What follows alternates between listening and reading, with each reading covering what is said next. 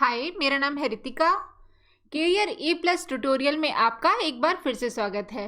तो इस लेक्चर में हम देखने वाले हैं कि जो हमारा कॉन्स्टिट्यूशनल फ्रेमवर्क बन के तैयार हुआ था उसके ही हिस्टोरिकल बैकग्राउंड में अभी हम चल रहे हैं। हमने सबसे पहले सारे ही एक्ट को ब्रिटिश ईस्ट इंडिया कंपनी के द्वारा जो आए थे उनको कवर कर चुके हैं। अभी हम चल रहे हैं जो ब्रिटिश क्राउन के द्वारा जो एक्ट आए हैं उसमें से आज हम देखने वाले हैं 1892 का एक जो एक्ट आया था उसको हम यहाँ पर समझने वाले हैं। तो आप यदि UPSC, state PSC, SSC, railway किसी भी एग्ज़ाम की प्रिपरेशन कर रहे हो और उसमें यदि पॉलिटी आता है तो आपके लिए ये एक डेफिनेटली यूज़फुल वीडियो है। आप बने रहिए, आपको धीरे धीरे करके सारे ही एक्ट डिटेल में समझ में आएंगे। चाहे आप मेंस लिख रहे हो, प्री के लिए प्रिपरेशन कर रहे हो, किसी के लिए भी मैंने सारे ही लेक्चर्स बहुत अच्छे से बनाए हैं। ओके, तो चलिए स्टार्ट करते हैं। तो ये सारे जो एक्ट हैं इनका हमारा जो कॉन्स्टिट्यूशन ऑफ इंडिया बना है, हमारे भारत का जो संविधान बना है, इसमें भी बहुत बड़ा योगदान है। कैसे है मतलब बहुत सारी चीज़ें हमारे कॉन्स्टिट्यूशन में इनसे ही ली गई हैं। तो आपको धीरे धीरे समझ में आएगा कि कौन सा पार्ट, और मैंने आपको कोरिलेट करके भी बताया है ताकि आपको आज की स्थिति से भी समझ में आए। ओके, तो देखो सबसे पहले rule in India. Rule in India हमने देखा था कि कंपनी ने रूल किया, मतलब ईस्ट इंडिया कंपनी ने भारत पे। ईस्ट इंडिया कंपनी ने कब से कब तक रूल किया?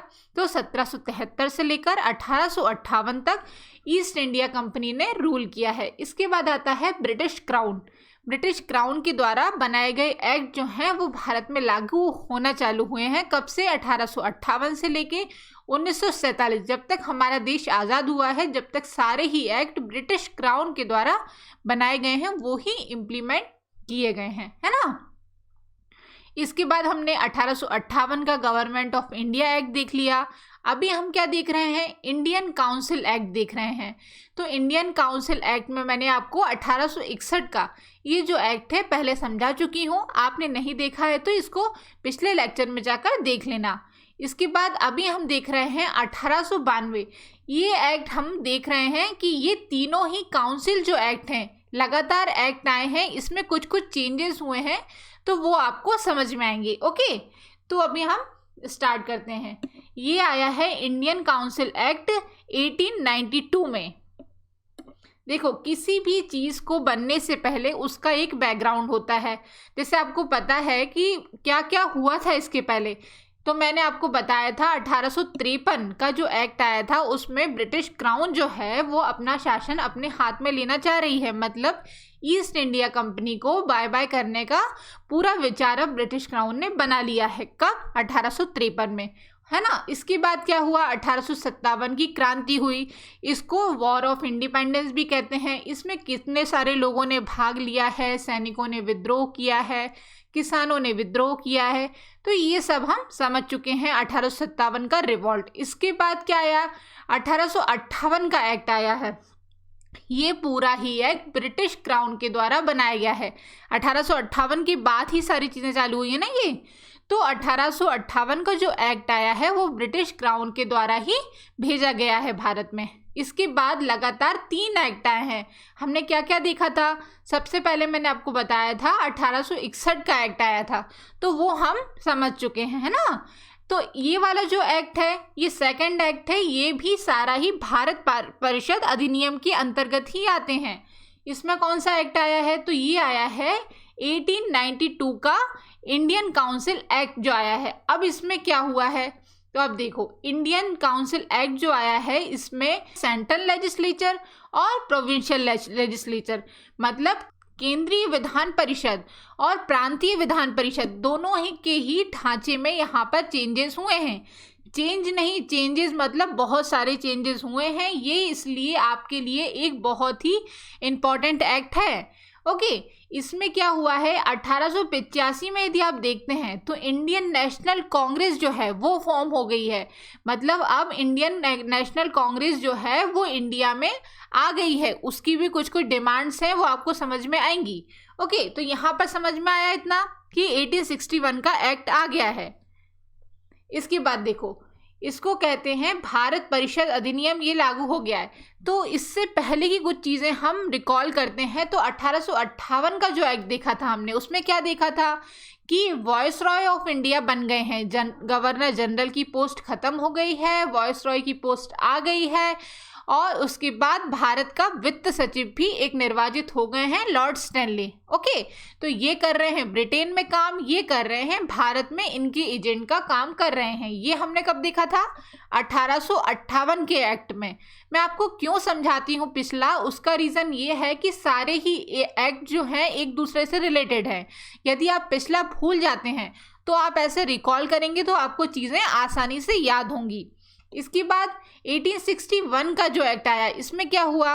इसमें जो एग्जीक्यूटिव काउंसिल थी, मैंने आपको पहले, अभी तक हम देखते आ रहे थे कि एग्जीक्यूटिव काउंसिल है, लेजिस्लेटिव काउंसिल है, पर 1861 का जो एक्ट आया उसमें एग्जीक्यूटिव काउंसिल जो है वो तो अभी भी है, पर लेजिस्लेटिव काउंसिल को ख़त्म करके ये वॉइस रॉय जो हैं वो कुछ मेंबर्स को नॉमिनेट करके भेज रहे हैं। तो लेजिस्लेटिव काउंसिल यहाँ पर ख़त्म हो चुकी है और इसमें ही इंडियंस को आने की अनुमति है। एग्जीक्यूटिव काउंसिल में अभी भी कोई भी इंडियन नहीं है। ये एक मिनी पार्लियामेंट की तरह काम कर रहा है और ऐसी ही व्यवस्था चल रही है। सीधी सी बात है कि एग्जीक्यूटिव काउंसिल अभी भी है, इसके बाद नॉमिनेटेड मेंबर्स हैं, लेजिस्लेटिव काउंसिल को इन्होंने यहाँ पर ख़त्म कर दिया है। और ये व्यवस्था जो थी कि वॉइस रॉय जो हैं वो सचिव को यहाँ पर पूरी ही चीज़ों की रिपोर्ट देने का काम कर रहे हैं, तो वो व्यवस्था भी पहले की तरह ही अभी चल रही है। मतलब भारत परिषद अधिनियम जो आया है इसमें अभी कोई चेंजेस नहीं हुआ है। ओके, तो ये व्यवस्था पहले जैसी ही है। तो अभी हम देखते हैं कि सेंट्रल लेजिस्लेचर में कुछ चेंजेस हुए हैं। तो हाँ, कुछ चेंजेस हुए हैं। तो अभी देखो, कांग्रेस तो बन गई है। मैंने आपको बताया है कि कांग्रेस अपनी कुछ डिमांड्स के साथ आई है भारत में, मतलब एक फॉर्म हुआ है, कुछ समुदाय ने बन के कांग्रेस को बनाया है। ओके, तो अभी 1861 की क्या व्यवस्था थी? तो एग्जीक्यूटिव काउंसिल है, नॉमिनेटेड मेंबर्स हैं। इनको कौन नॉमिनेटेड कर रहा है? तो वॉइस रॉय जो हैं वो ही नॉमिनेट कर रहे हैं। ऑफिशियल और अनऑफिशियल दो टाइप के लोगों को नॉमिनेट कर रहे हैं। कौन? वॉइस रॉय। तो नॉमिनेटेड में, ऑफिशियल में कौन आने वाले हैं? तो सिविल से रिलेटेड लोग आने वाले हैं, और मिलिट्री सर्विसेज से रिलेटेड लोग किस में आने वाले हैं? ऑफिशियल में। और नॉन ऑफिशियल में बात करें तो नॉन ऑफिशियल को ये वॉइस रॉय जो है अपने तरीके से नॉमिनेट करने का काम कर रहे हैं। इसमें 3 मेंबर्स को नॉमिनेट किया था, मैंने आपको बताया था, राजा ऑफ बनारस, महाराजा ऑफ पटियाला और सर दिनकर राव। तो ये सब हैं वो मिनी पार्लियामेंट की तरह काम कर रहे हैं। अभी भी एग्जीक्यूटिव काउंसिल में भारतीयों की एंट्री नहीं हो सकती है, बस वो नॉमिनेटेड मेंबर्स की तरह आ सकते हैं। तो इन सब चीज़ों को तो हमने 1861 में देख लिया था। यदि हम 1892 की बात करें तो लॉर्ड लैंसडाउन जो हैं वो वॉइस रॉय हैं उस टाइम के। तो उस समय इंडियन कांग्रेस भी बन गई है। तो इंडियन कांग्रेस अपनी कुछ डिमांड रख रही है कि हम आपके 1861 के एक्ट से सेटिस्फाई नहीं है, हमें कुछ चीज़ें और चाहिए, भारतीयों को कुछ और इंक्लूड करना है। तो क्या क्या डिमांड रख रही है वो हम देखते हैं। देखो, इंडियन कांग्रेस जो है, इंडियन नेशनल कांग्रेस रख रही है कि एडिशनल मेंबर्स जो हैं, नॉमिनेटेड मेंबर्स जो है ना, उसकी संख्या को आप बढ़ाइए, बहुत ही कम है। वो कह रहे हैं कि आप इसको इंक्रीज करिए। इसके बाद क्या कह रही है कि एडिशनल मेंबर अब है ना इलेक्ट होके भी आना चाहिए, मतलब प्रोविंशियल जो लेजिस्लेचर है उससे भी लोगों को इलेक्ट करके यहाँ पर भेजना चाहिए। इसके बाद कह रहे हैं ये कि पहले क्या था, 1861 तक डिस्कशन कोई भी फाइनेंशियल चीज़ों पे अलाउड नहीं था, मतलब सारे ही डिसीजन कौन लेगा? तो वॉइस रॉय लेगा और उसकी एग्जीक्यूटिव काउंसिल से लेगी। पर नॉमिनेटेड मेंबर्स जो हैं वो कुछ भी इसमें हस्तक्षेप नहीं कर सकते हैं। पर इंडियन कांग्रेस जो है वो अपनी मांग रख रही है कि फाइनेंशियल डिस्कशन भी यहाँ पर अलाउड होनी चाहिए। इसके बाद आता है मिलिट्री से रिलेटेड जो भी एक्सपेंस हैं उनको थोड़ा रिड्यूस करिए आप, बहुत ज़्यादा एक्सपेंस हो रहा है तो वहाँ पे थोड़ा पैसा आपको कम करना चाहिए। इसके बाद इंडियन सिविल सर्विसेज में अब इंडियन को भी अलाउ करो आप। तो ये पूरी तरीके से ये कौन मांग कर रहा है? इंडियन नेशनल कांग्रेस कर रही है। ठीक है, ये बहुत इंपॉर्टेंट है, ये आपको याद रखना है कि 1885 में इंडियन नेशनल कांग्रेस जो है उसकी स्थापना हो गई है अभी। अब इंडियन नेशनल कांग्रेस की कुछ मांगों को यहाँ पर मान लिया गया है। मतलब एग्जीक्यूटिव काउंसिल जो है वो तो अभी भी है, नॉमिनेटेड मेंबर्स हैं वो भी अभी हैं, पर इन्होंने कहा है कि एडिशनल मेंबर्स को आप कुछ बढ़ाई है। तो कुछ बातों को जैसे लैंसडाउन ने माना है कि मिनिमम 10 होंगे और मैक्सिमम 16 होंगे, तो यहाँ पर इन्होंने इसको माना है। पर सारे ही मेंबर्स पहले आप देखें तो उसको वॉइस रॉ ही नॉमिनेट करते थे, पर यहाँ पर क्या किया गया है चेंज कि कुछ तो नॉमिनेटेड मेंबर्स होंगे, 5 या 6 मेंबर्स जो हैं वो नॉमिनेटेड अभी भी वॉइस रॉय मतलब लैंसडाउन ही करेंगे, पर कुछ मेंबर्स मतलब अनऑफिशियल में जो मेंबर्स आ रहे हैं उनको नॉमिनेटेड वॉइस रॉय करेंगे, और 4 आएंगे प्रोविंशियल असेंबली से आएंगे और 1 आएगा कलकत्ता असेंबली से। तो ये सारे ही मेंबर्स जो हैं वो नॉमिनेटेड मेंबर्स की कैटेगरी में तो हैं, पर यहाँ पर प्रोविंशियल जो प्रांतीय जगह हैं, छोटी छोटी सी जगह हैं, बंगाल है, बिहार है, कलकत्ता है, तो वहाँ से भी यहाँ पर लोग आने का अब काम करेंगे। कहाँ पर? तो नॉमिनेटेड मेंबर्स की जगह पर। ठीक है, पहले ही सारे ही लोगों को कौन नॉमिनेटेड करता था?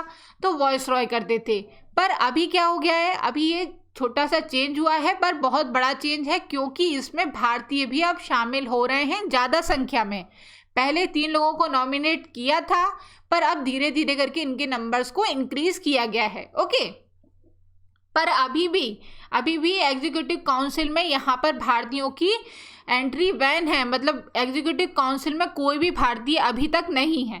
ओके, इसके बाद देखो जो एनुअल रिपोर्ट बन रही है फाइनेंशियल, उस पर पहले डिस्कशन अलाउ नहीं था, पर कांग्रेस की मांग के बाद यहाँ पर डिस्कशन अलाउ हो गया है।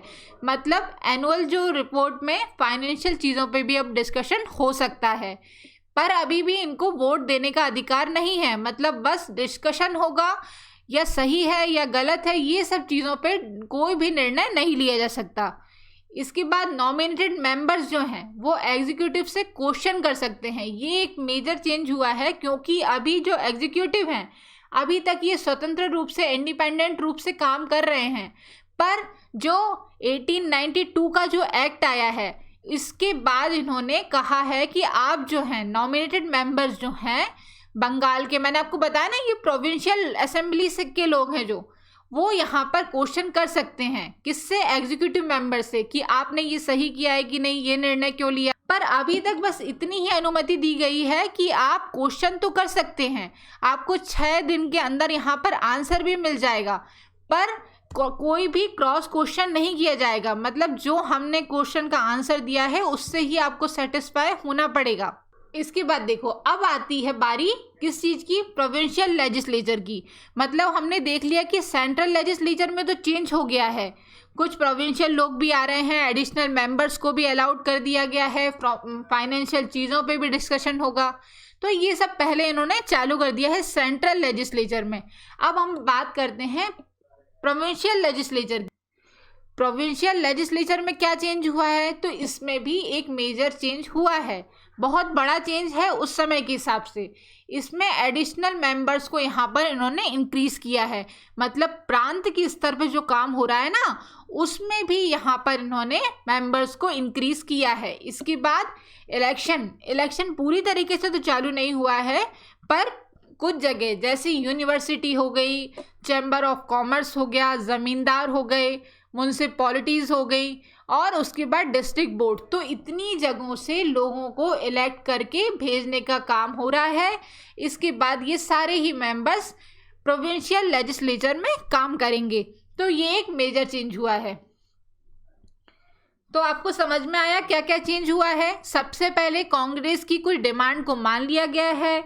इसके बाद इंडियन अब ज़्यादा से ज़्यादा नॉमिनेट होने लगे हैं। इसके बाद इलेक्ट हुए जो लोग हैं वो अब प्रांतीय स्तर के भी बहुत हैं, जैसे कि हमने देखा था ना सेंट्रल, ये देखा था, ये सेंट्रल लेजिस्लेचर में यही तो बड़ा चेंज है कि प्रोविंशियल जगह से जो लोग आ रहे हैं, प्रांतीय, जैसे बंगाल से हो गया, कलकत्ता से हो गए, तो ये लोग अब इंक्लूड होने लगे हैं। पहले ये अभी तक नहीं थे, ये अपने अपने स्तर पे काम कर रहे थे, पर 1892 में ये सबसे बड़ा चेंज हुआ है। इसके बाद इलेक्ट होकर मेंबर्स आने लगे हैं, तो ये भी एक मेजर चेंज में ही आता है। तो यहाँ तक आपको, मुझे उम्मीद है कि आपको ये समझ में आ गया होगा कि क्या क्या चेंजेस हुए हैं। इसके बाद के सारे एक्ट हम ऐसे ही समझने वाले हैं। आपको मैं ब्रीफ में ही सारी चीज़ें समझा रही हूँ ताकि आप मेंस के लिए भी पूरी तरीके से प्रिपेयर हो जाएं। यहाँ पर इसके चाहे तो आप शॉर्ट नोट्स बना लें, और कोई भी चीज़ आप पिछली चीज़ से रिलेट करके पढ़ेंगे तो हमेशा आपको याद रहेगी। और आप यदि एक चीज़ जल्दी जल्दी से ख़त्म करते हैं तो कभी भी वो याद नहीं रहने वाली है। फाइनली, यदि आपको वीडियोस पसंद आ रहे हैं तो चैनल को सब्सक्राइब कर लें और लाइक और शेयर करके ज़रूर बताएं कि आपको लेक्चर्स कैसे लग रहे हैं। Finally, thanks for watching. जय हिंद, जय भारत, बाय बाय।